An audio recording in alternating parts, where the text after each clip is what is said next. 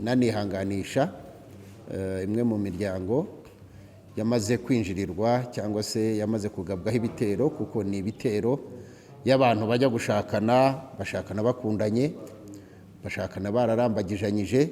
Nibanze kuri iri jambo risa naho ririmo risobanura ku gaparite gato k'umugabo. Uyu mugabo arimo arahabwa inshingano cyangwa aributswe inshingano. Nanjye nje kuri iyi kamera kugira ngo nibutse uyu mugabo inshingano, abanze yibuke yuko ari we ufite inshingano nkuru. Bibiliya iravuga ngo inshingano nkuru ni ukugenda, haleluya, kwigisha, guhindura. Iyo ni inshingano nkuru yatanzwe kandi ihabwa umugabo. Kwisanisha naho ari, haba ku rurimi, ku mibarize, kuri sinye z'amaso no kuvuga, ariko bimuruhije kubera ko ntabwo ari ibye nyine. Niyo mpamvu ari bugira abo yifashisha. Rero bivuze iki? Bivuze ngo Bibiliya ahantu henshi iyoborwa n'uwayanditse, no kwemera kwe n'umuco wabo naho yavukiye, yewe bikaza no kumanuka bikagera kuri kamere ye imugize nigize aho avuka. Nitwa Revera Pasiteri Karemera James, tugira ikiganiro umuco n'umuryango byo shingiro ryo kumenya Imana.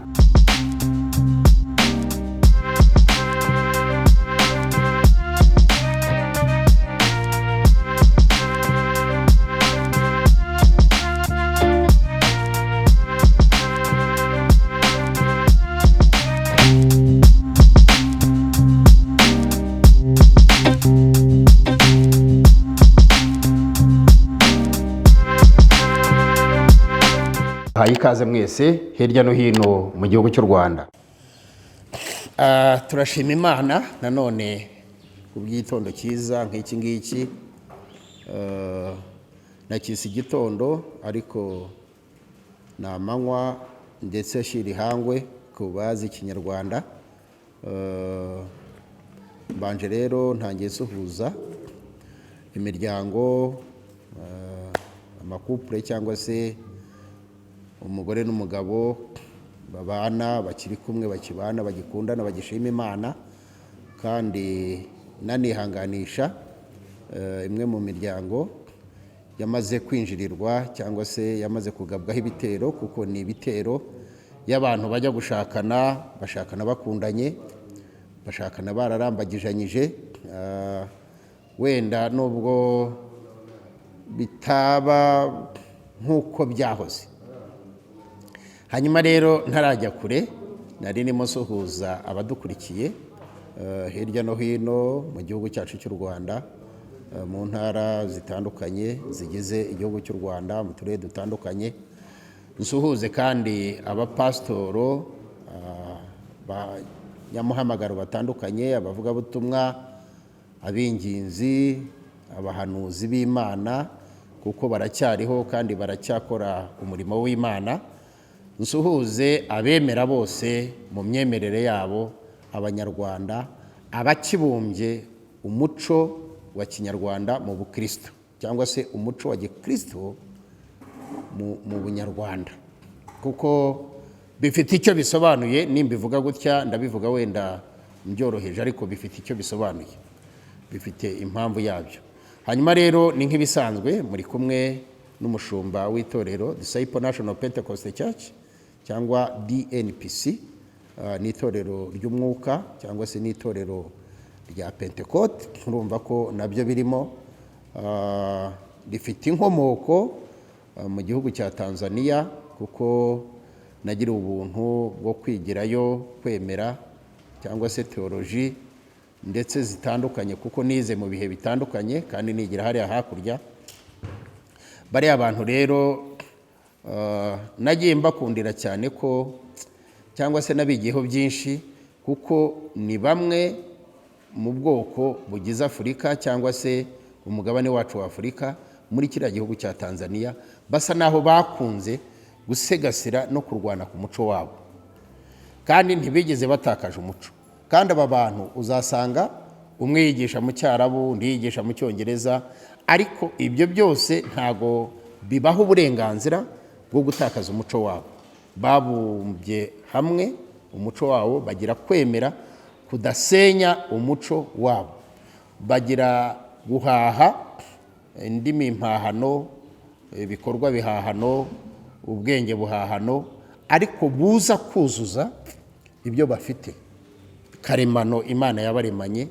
Kuko kuvuka nkaba umunyarwanda ntabwo ari byo nahisemo, ariko uyu munsi nshobora guhitamo kuba umunyamerika, uyu munsi nshobora guhitamo kuba umukongomani, nshobora guhitamo kuba umurundi, nshobora guhitamo kuba ibintu bitandukanye, ariko ntabwo biri bunkuremo icyo nahitiwemo n'Imana cyangwa se naho mvuka.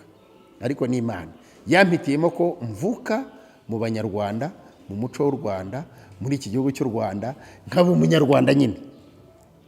Rero bariya baturanyi bacu bo muri Tanzania, na gatoya ku bagande nzabavugaho kuko ni imico nabayemo, wenda no ku gihugu cy'u Burundi, urabona bo dusangiye byinshi, haba mu kumvikana mu rurimi, wenda bariya bandi bo usanga tudahuje no mu rurimi, harimo ikidutandukanyije.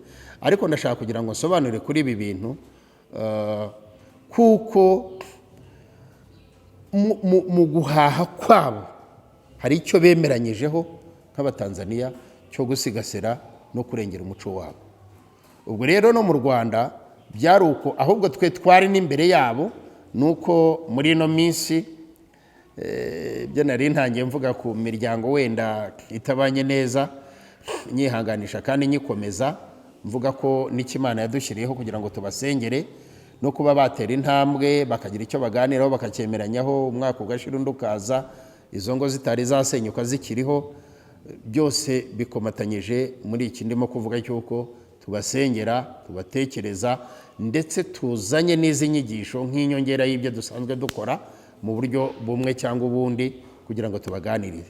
Rero nari mbabwiye ko ndi umushumba Karemera James, ndi umubyeyi, ndi umugabo, ndubatse, ariko icyo cyo uwo ari we wese yakibona, ariko ndi n'umubyeyi kuko narabyaye.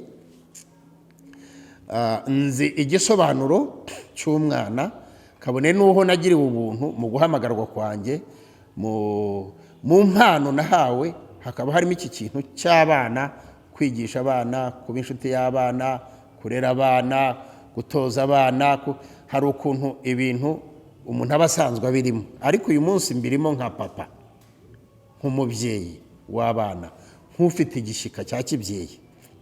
Rero iyo ngiye muri ibi mbikora nk'ibintu byanjye nyine, ntabwo mbikora nk'ibihahano, nubwo ngenda mvangavangamo nyine ibyo umuntu aba yaragiye ahashye, nk'uko nababwiraga ibyo nakuye muri Tanzania.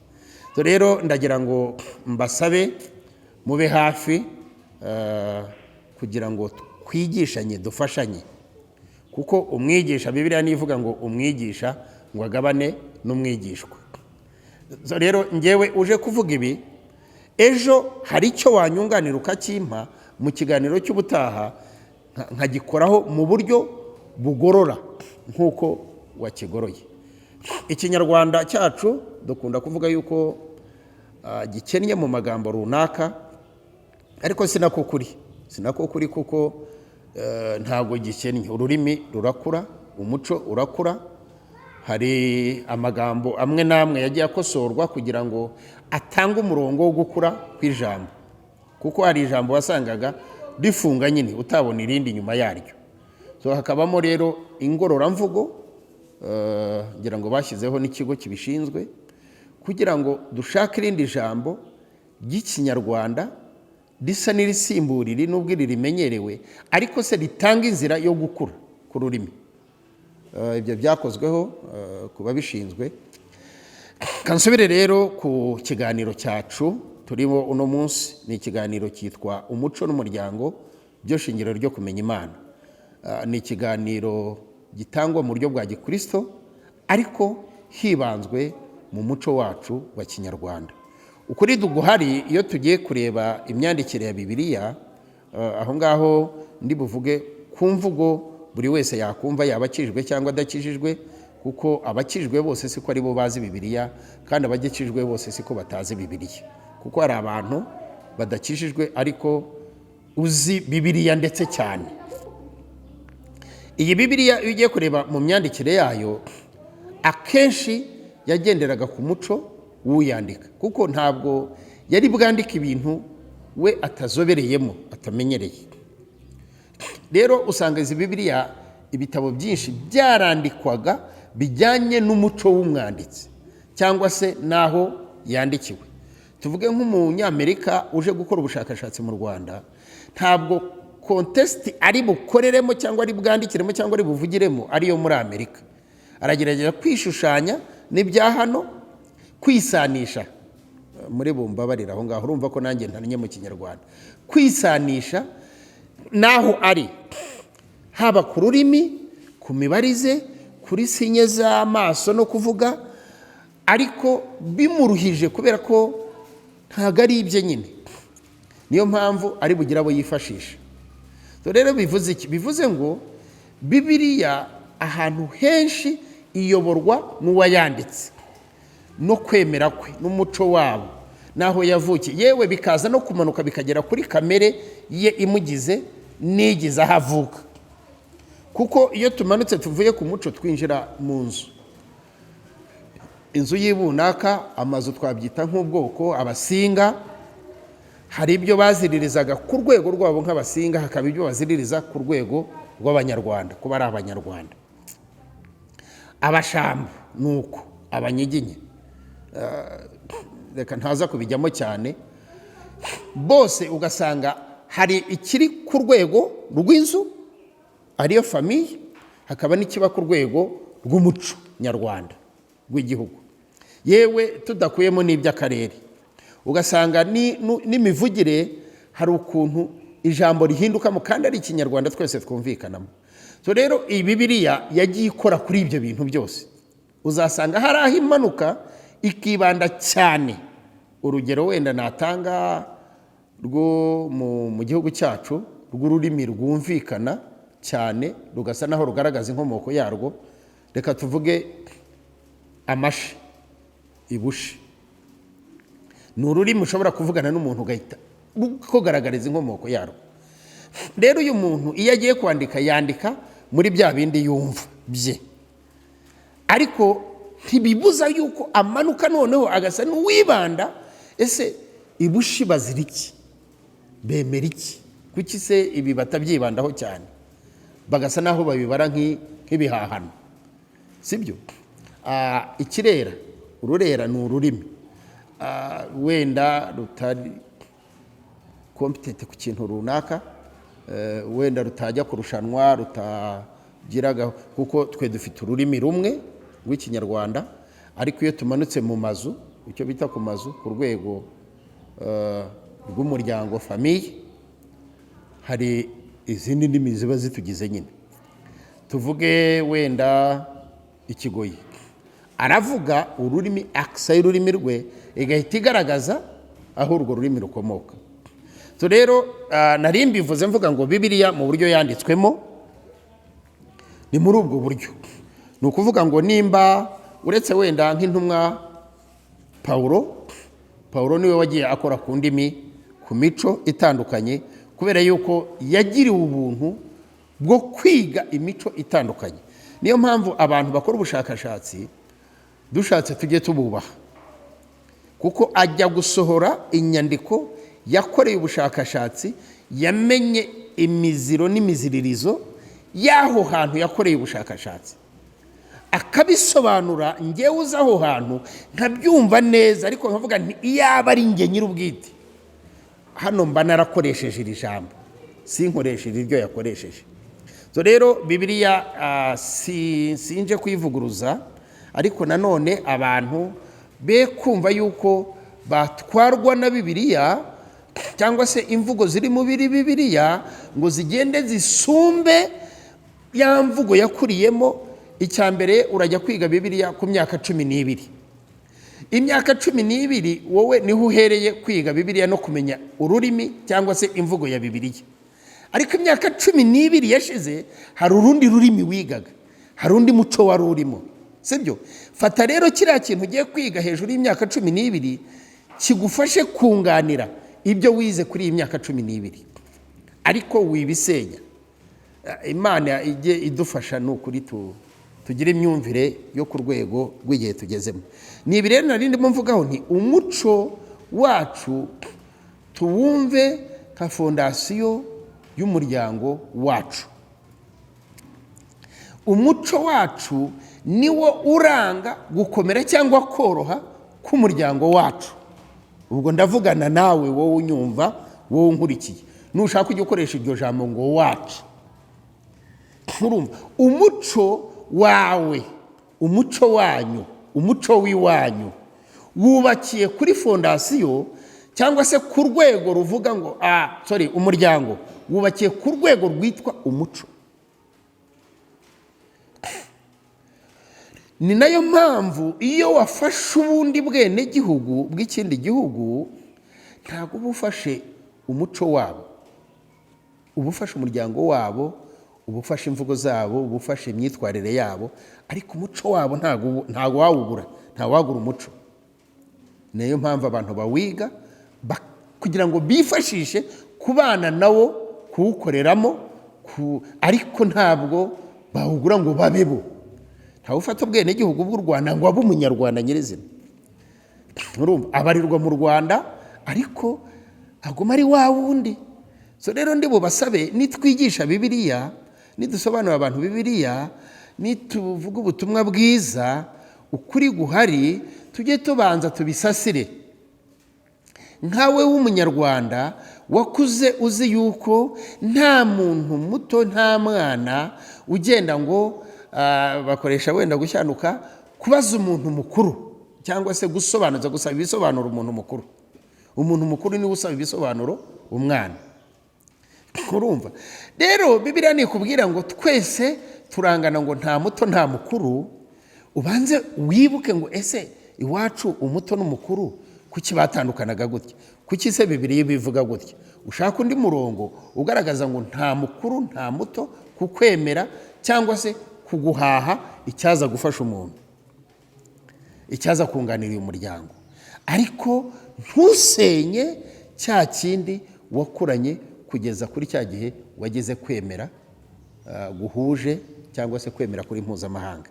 Ni naryo jambo numva nakoresha, kuko kwemera kwa Bibiliya ni ukwemera kuri international, mpuzamahanga, ariko ntabwo biri busenye kwemera kuri roko kwacu. Amen. Imana ibahe umugisha. Nintakoresha ijambo amen, ngira ngo abantu bari bwumve yuko naguye ntanahari, ariko ndi umupasiteri kandi ndi umushumba, kandi nigisha ubuntu bw'Imana ku bayemera no ku batayemera kugira ngo bayemere, kuko ni Imana imwe rukumbi. Niyo twasanze tuza ku isi tubaho, ni nayo tuzasanga tuvuye ku isi. Urumva niho nari mvuze nti reka nze kwinjira ku ijambo ry'Imana, tuganireho gato ku ijambo ry'Imana, wenda tunasoza kuko ndahari mu mpinduka nyinshi zagiye zibaho mu buzima, zibaho yuko mva kuri televiziyo imwe nkajya ku yindi, bijyanye n'ubushobozi, kuko ubushobozi ni kimwe, ubushake n'ubushobozi ni ikindi, ariko iyo hari ubushake n'ubushobozi buraboneka, murabona ko n'ubundi nsa n'uwabonetse.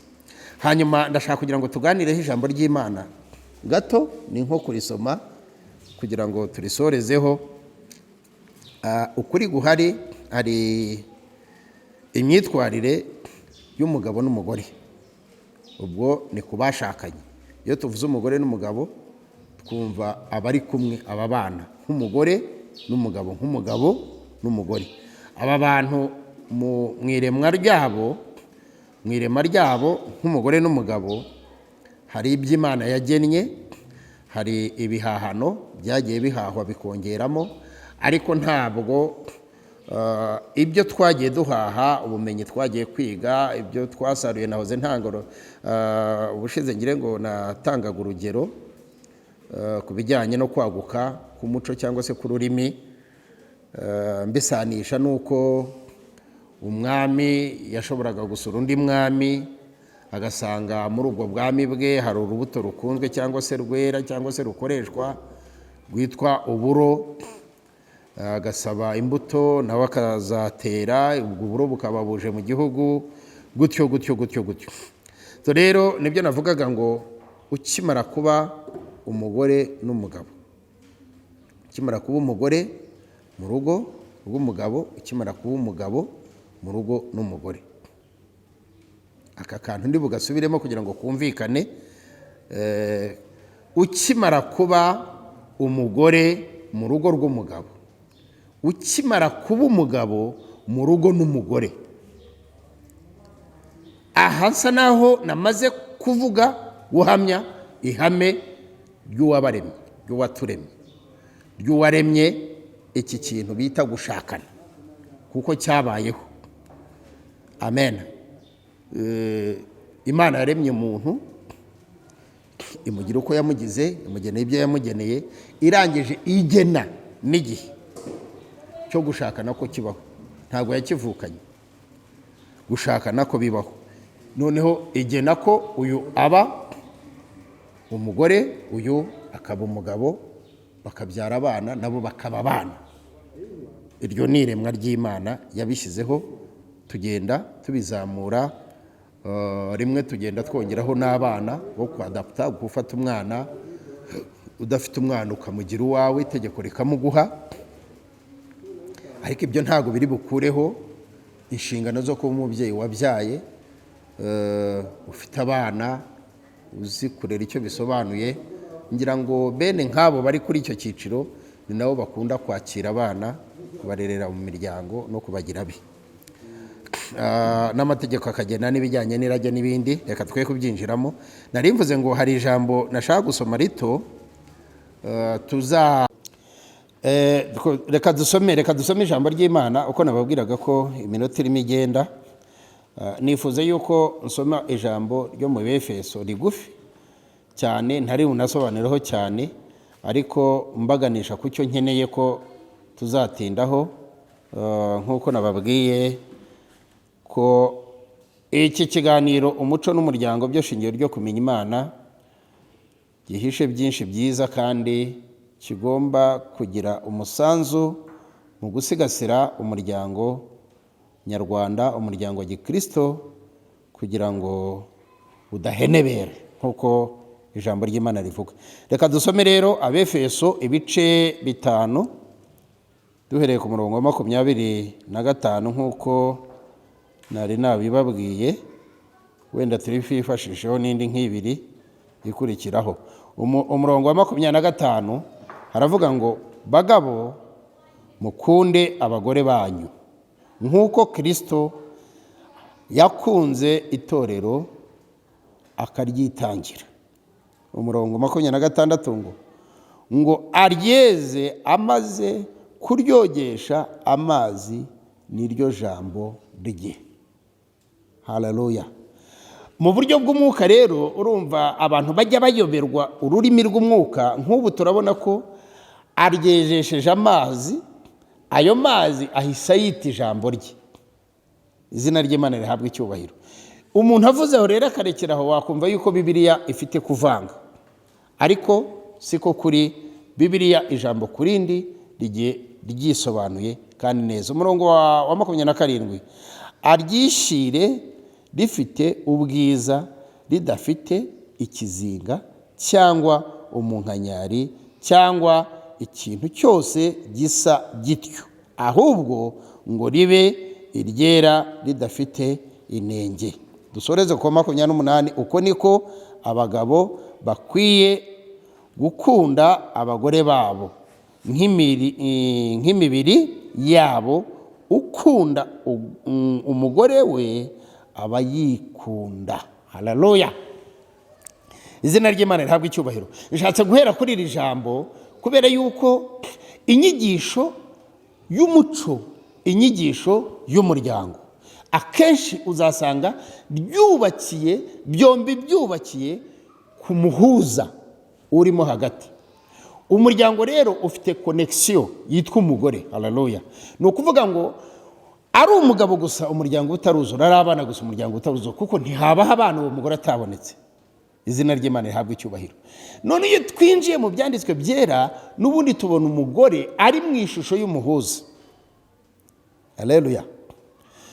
Kunganira, gushyigikira, gufasha. Haleluya. Ni ukuvuga ngo ni umufasha, aje kunganira uyu muntu Imana yabonekaga, yari imaze kubona intege nke z'uyu muntu witwa umugabo. Hari icyo azanye, Yesu ashimwe, hari urubuto azanye. Uyu mudamu araba uruganda rutunganya ikindi kigomba kubaho. Izina ry'Imana rihabwa icyubahiro. Niyo mpamvu rero nashatse guhera kuri iyi nyigisho, kubera yuko inyigisho zose zizasa naho zibanze cyane ku gitsina gore cyangwa se ku mugore. Aho rero ba bantu bazi gutera imijugujugu n'amabuye ntabwo muzambona, kuko ndi kumwe n'Umwuka Wera, kandi Umwuka Wera azabinyoboramo. Aha rero nibanze kuri iri jambo risa naho ririmo risobanura ku gaparite gato k'umugabo.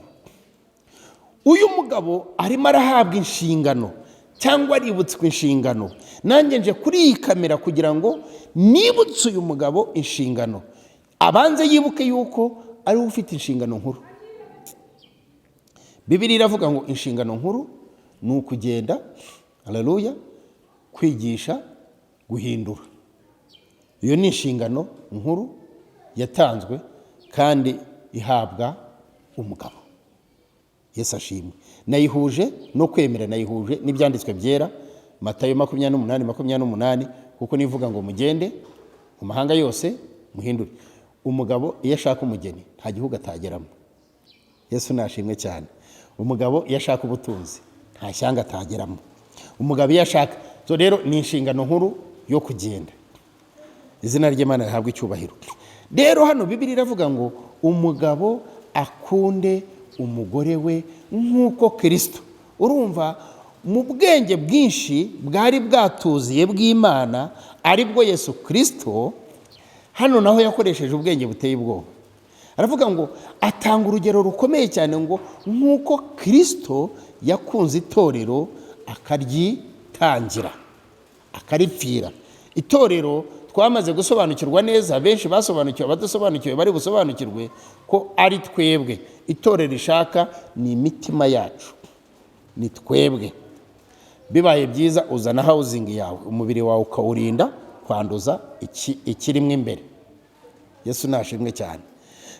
Itorero Kristo yavugaga nitwe. Uko Yesu yakunze abantu ndetse akabitangira, aba ariko natwe abagabo uyu muntu akunda umugore we, kuko umugore we niwe, ni umubiri we wamukuweho uhindurwamo umugore. Haleluya.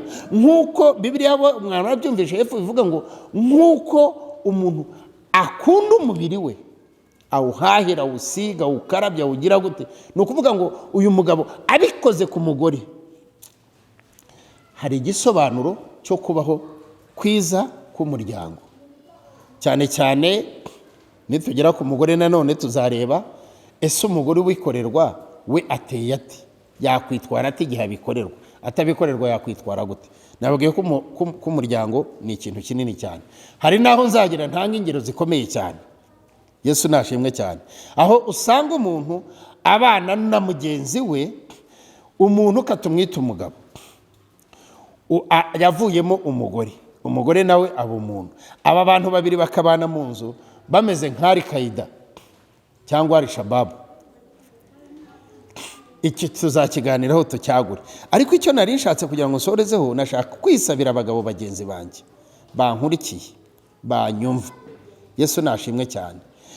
Nimba ushabwa kubaka inzu, tegereza imbaraga z'umugore mu kuyisakara, ariko wizitegereza mu kuyizamura. Yesu ashimwe cyane.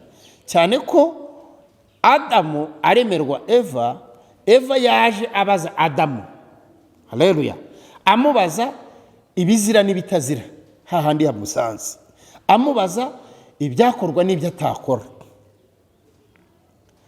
Adamu agenda asobanurira Eva ABCD Eva ariga, ni kwa kundi ngira ngo turabizi ko ushobora kwigishwa n'umwarimu ari muri primaire, ejo ukajya kuri kaminuza ukiga ukarangiza, ukazagaruka kwigisha kuri kaminuza, ukazahura na wa mwarimu wakwigishije kuri primaire, wenda nawe yagize amahirwe yo kuza kwiga kaminuza, ukamubera umwarimu kandi wari umunyeshuri we. Yesu nashimwe cyane. Aka kantu nkifashijeho kugaragaza uruhare rw'umugore mu muryango. Umugore ushobora kumwigisha, tuvuge ngo uvuye hano ugiye Tanzania, ushatse umutanzaniyakazi umuzanye hano, utangiye kumwigisha umuco wanyu wo mu Rwanda kugira ngo ashobore kwihuza na bashiki bawe n'abanyoko wanyu n'ibindi, bashobore gusuhuzanya, guhuza iyi mico. Ntibyagutungura ejo cyangwa ejo bundi ari utangiye kukwibutsa yuko utumye yica umuco wawe. Haleluya. Wenda wamubwiye ndashaka ko wambara gute ngo tugende, akakwibutsa yuko uyu mwambaro udahuye n'umuco wawe nk'uko yawize. So agatangira kugukosora mu byo wamwigishije. Yesu nashimwe cyane. Hanyuma rero uyu mugabo ndagusaba ngo, Kristo yakunze itorero, yakunze abantu be, arabitangira, akora ibimenyetso byose bigaragaza uko umugabo akwiriye kwitangira urugo rwe. Ariko se koko mbajije aba bagabo, ni nabo mpereyeho, nanze kwizira mu nyigisho, ni ijambo nashatse kugira ngo dusomeho gato turisorezeho. Uyu munsi urugo rwawe ururimo utyo uko ijambo rivuga, ururimo uko umuco ugena. Warahagurutse uragenda ujya kurambagiza ibunaka, umukobwa w'ibunaka, ubwira ababyeyi bawe ko umushaka, bakubaza ibibazo, usobanura uko uzamubeshaho, uko uzamutunga, uko uzamutwaza. Haleluya. Uko uzamuyobora, uko uzamubanira. Wenda niryo jambo ryumvikana. Yesu ashimwe. Ibi bisobanuro wahaga ababyeyi bawe bimumvisha, bibabwira ko wakuze, batera intambwe, baragushyigikira, ujya gushaka mukobwa w'ibunaka. Ababyeyi bagira uruhare guhuza umuco wabo n'uw'ibunaka wo bagiye gushaka, baragushyigikira. Ariko se twinjiye muri uwo muco, sinshatse kubyinjiramo cyane, igihe cyagiye. Uyu munsi uracyahagaze uko umuco wo gushaka igihe washakaga wagenaga? Uracyahagaze uko ijambo ry'Imana rigena cyangwa ryagennye uko uzabana n'uwo uzashaka? Kuki se habayeho gushaka? Yesu nashimwe cyane. Ukwagira iryo jambo ryongera kukubwira inshingano wowe ufite, wewe wagiye gushaka.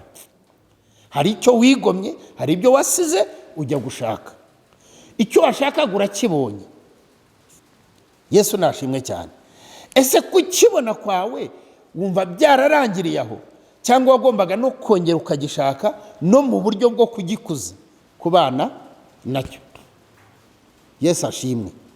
Ese yimba uhagurutsa ukajya mu ruganda ukagura imodoka, wumva yuko kugura imodoka no kuyicaramo bihagije, cyangwa utangira kwihugura no gusobanukirwa uburyo uzamanaginga, uzatunga iriya modoka?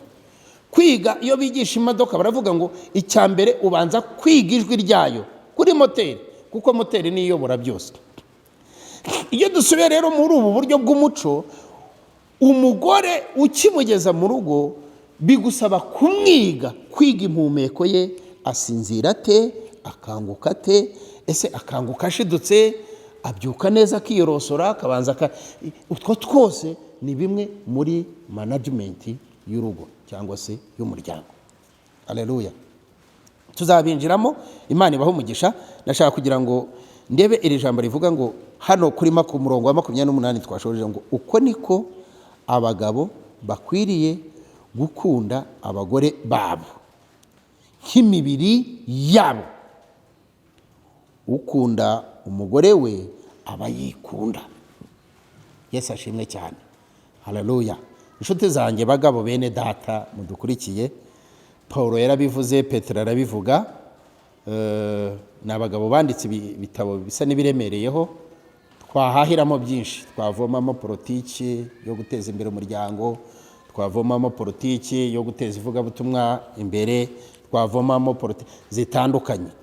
Ariko bagabo bene data, ese iyi nshingano hari ukirimo we kubwe yirebyeho? Kuko Yesu mu buhanga bwe, mu migani hari umugani uvuga ngo ese ubasha ute gutokora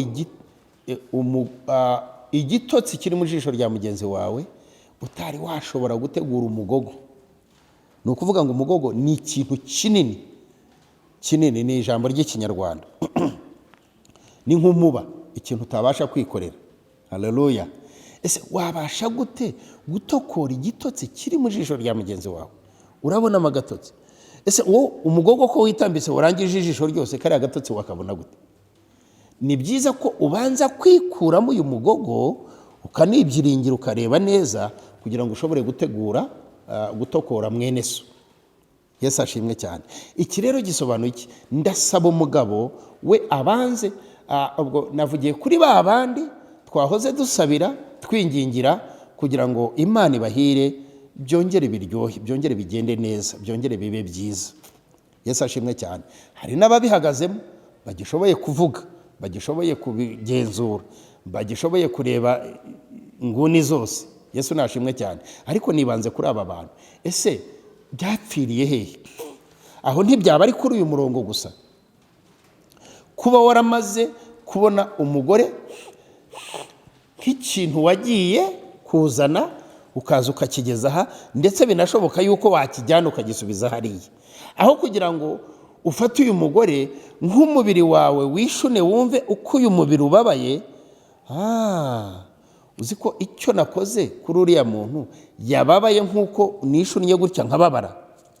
So noneho ugasa naho urivayize ngo usubize inyuma ibitekerezo kugira ngo ugire icyo ukosora. Icyo nagufasha rero kuri iri jambo ni ikihe? Ni kimwe gusa. Yesu nashimwe cyane. Ni ukukwibutsa yuko inshingano nkuru ari we wayihawe, mu buryo bw'ubumana, mu buryo bwo kwemera, mu buryo bw'umuryango, mu buryo bw'umuco. Kuko umuco wacu wubakira ku mugabo. Niyo mpamvu bamwita umutware. Abagande bo bararenga cyane bakavuga ngo umwami. Umwami ni ijambo rikomoka ku mwami. Haleluya.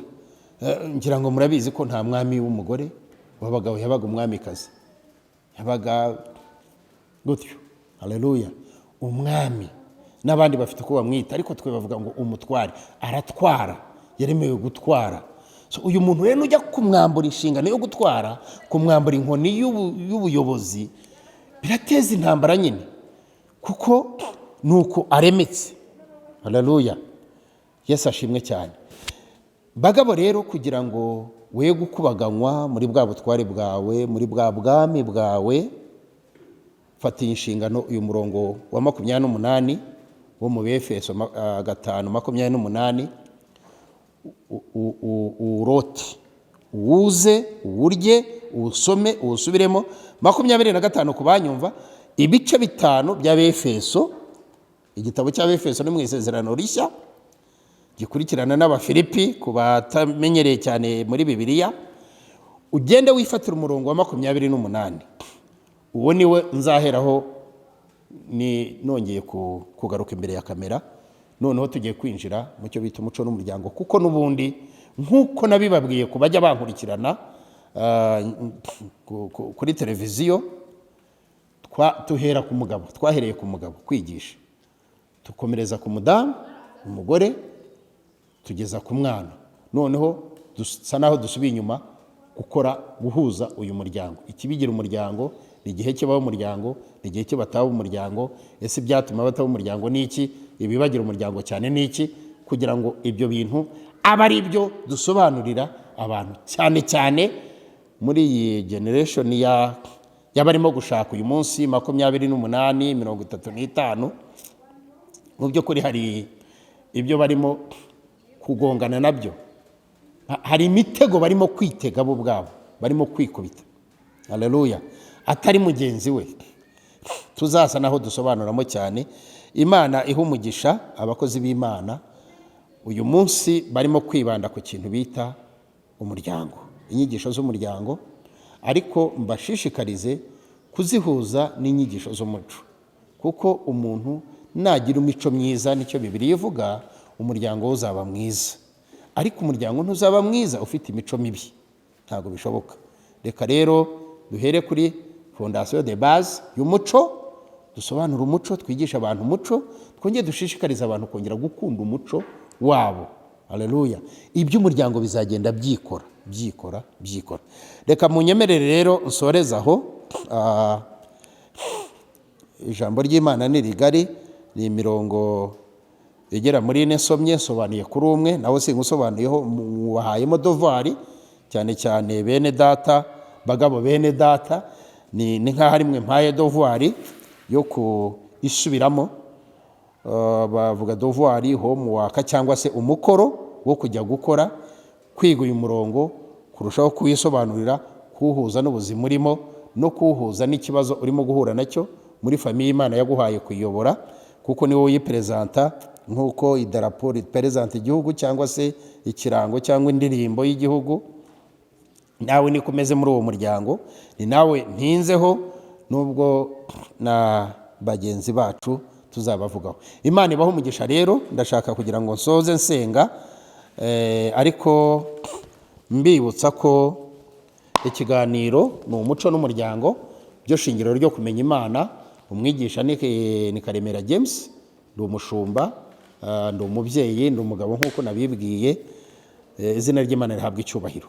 Yewe n'imiryango yanjye, hari igihe nzagira igihe ngirana ikiganiro na famiye, ubwo ni umugore, abana bo baracyari bato, nibakora bazabivugaho, cyangwa se hari n'ibyo bazi, ariko hari igihe nzagira ikiganiro n'umudamu wanjye. Yesu ashimwe cyane, kugira ngo tugire naho twagaragariza ko hari aho byagoranye, ese byagororotse gute, ese birimo kugororoka gute. Yesu ashimwe cyane. Reka rero Imana ibaho umugisha, impera umugisha buri wese wankurikiye kuri iki gicamunsi, kuri ano masawa ahageze. Ibiganiro byanjye muzabikurikira ku social media zitandukanye. Hari ibyo twubaka ku buryo ikiganiro gisa naho kigira umwanya uhagije wo kwisobanura, wo kugera henshi cyangwa se kure bishoboka. Hari ibyo bita YouTube channel runaka, hari uburyo bwose bushoboka tuzabukoresha kugira ngo iki kiganiro kigere kure hashoboka, kigere ku bavandimwe, kigere ku baturanyi mu bindi bihugu, ndetse kigere no kuri bene data b'uruhu rwera. Izina ry'Imana rihabwa icyubahiro. Wowe nanjye Kristo yadukoresha, njyewe nawe Kristo yatujyana aho tugomba kugera. Yesu ashimwe cyane. Reka dusenge. Mbibutsa ikintu nabasabye n'ubundi nsanzwe mbasaba, cyo kugerageza gukurikira ijambo ku rindi kugira ngo ubonye aho uza kubariza cyangwa aho uza gusobanuza. Rero kubaza ibibazo biganisha ku kumenya, kusobanuza ibyo utasobanukiwe bitajyanye no kuhakana no gupinga, rwose ndahari. Navuga nomero yanjye, mwampamagara, no ku macanozi ikiganiro kicaho izajya ibiriho. Ni 0788 47 83 Nisubiremo, 0788 47 83 Wampamagara tukavugana, ukatanga icyifuzo cyawe, kuko ari ikiganiro kigari kandi kirambye, gitwaye igihe. Ni inyigisho itarangira. Ejo nshobora kuraga runaka, ushobora kwiga, ushobora kuza nawe nkaguhugura. Mfite ibitabo, mfite ahantu mba ndi, rwose twashyira hasi akarago tugasenga, tukiga, ukabaza ibibazo, ibyo wandika umpereza, ibyo mbaza direct nasubiza ako kanya, ukisanzura kugira ngo dufatikanye kubaka, cyane cyane ko mvuge ngo umuco nyarwanda, umuryango nyarwanda. Nitumara kwihaza kuri ibi tuzasagurira n'abandi, ariko twebwe ubwacu tutarabimenya, ese abandi bo twaba tubigisha iki, twaba tubashyiriye iki? Haleluya. Imana ibaho umugisha rero. Reka dusenge. Mwami Uwiteka waremye isi n'ijuru, ukarema u Rwanda n'abanyarwanda, ndetse ukaduhereza ururimi duhuriyeho twumvikanaho twese. Iri jambo ndabizi nigishije mu Kinyarwanda, nsobanuye mu Kinyarwanda ndi hano i Kigali. Hari hari uw'Irusizi wamaze kuryumva kandi akarisobanukirwa kuko bitamusaba kujya gusobanuza, hari uw'Inyagatare, hari uwa Kirehe baryumvishije gutya. Icyo ndakigushimira yuko waduhaye ururimi twumvikanaho twese nk'igihugu. Uru rurimi rero ni kimwe mu gikoresho cyo kwifashisha kugira ngo tugarure ibyo dutakaza kuko turwumvamo twese. Mwami, ndasabye kugira ngo iki kiganiro mu ntangira ryacyo gutya urusheho gusobanurira abacyumva, kandi kuri nge ubwanjye umpa ubushobozi n'ububasha bugukomokaho bwo gusobanura neza no kwigisha neza kugira ngo bigire aho bikura uyu muryango nyarwanda mu kwemera kwabo, mu kubaho kwawo no mu buzima buganje. Mu izina rya Yesu rero ndabasengeye, ari abari bankurikiye, ari abazanyumva, Nyagasani Mwami Imana, ari abazagira uruhare rwabo mu buryo buri economic cyangwa se mu buryo bwo kunyunganira mu bitekerezo mu kwagura iki kiganiro no kukigeza kure, yewe na ba bandi bagiye kwiga kugira ngo ejo bazaba ari abigisha nabo b'umuco n'umuryango. Bose ndabasabiye kugira ngo bahe umugisha kandi ubagirire neza, ari abadufashishije, ari abayoboye ibi byuma, Nyagasani Mwami Imana, ari Jado n'ibyo akora byose ku manywa na nijoro, ubihe umugisha kandi nawe umugirire neza. Kuko rero dusabiye benshi bari mu bibazo, barimo gusitaragoringa mu buryo bw'umuryango, kugongana, gutandukana, za gatanya.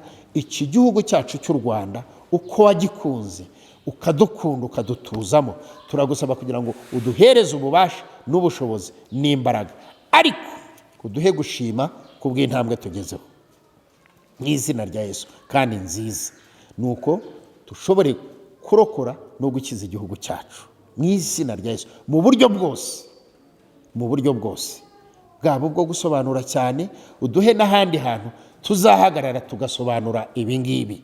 Data, umugisha iri tangazamakuru rigiye kubitwara mu izina rya Yesu, kandi nanjye umpa igihe gikwiye cyo kubisobanura bidashingiye ku marangamutima yanjye gusa, ahubwo bishingiye ku gufasha no gukiza benshi. Urakoze kuko uri umwami kandi uganje muri twe, mu izina rya Yesu Kristo niko nsabye nizeye, amen, amen, amen. Imana ibahe umugisha. Mwakoze abari bankurikiye, turi kumwe, tugiye kugirana ibihe byiza. Hari indirimbo ivuga ngo nibyo bihe byo gusenga, ngo ni ugukumbura bya bihe byiza byo gusenga. Tugiye kugira ibihe byiza byo kuganira no gufasha cyane umuryango, kandi nanabashishikariza yuko mwananyegera. Erego kumva mvuze biki, kubera n'igihe ibyuma dukoresha umuriro uragiye, barapozingamo bahagarike gato twongere. Ariko iyo wasanze turi kumwe ubasha gushira inyota. Haleluya. Ni ukuvuga ngo ni nko kuguha y'amazi unywa ukiyongeza. Haleluya. Cyangwa se rya jambo rivuga ngo iyo umwana ari iwabo ngo avuna umuheha akiyongeza undi. Yesu nashimwe cyane. Iyo waje rero wanyegereye turi kumwe tuganira, mbasha gupfundura ukanywa ugashira inyota. So icyo nacyo ntitukirengagize. Mpamagara, nshaka, nsanga hondi, haba ku rusengero Kayonza, rusengero mpagarariye ruri Kayonza, tuzagenda tubyagura. Aho nkorera uretse na hano mu mujyi wa Kigali ni Kayonza, tuhafite uburyo bwaho twatunganyije dushobora kuganira n'abantu. Mpamagara, contact, nsanga, nshakisha. Erega umuganga arashakishwa, bakurangira umuganga mu Bwongereza ugatega indege ujya kumureba. Haleluya. Imana ibahe umugisha rero. Mwakoze, mbifurije ishya n'ihirwe.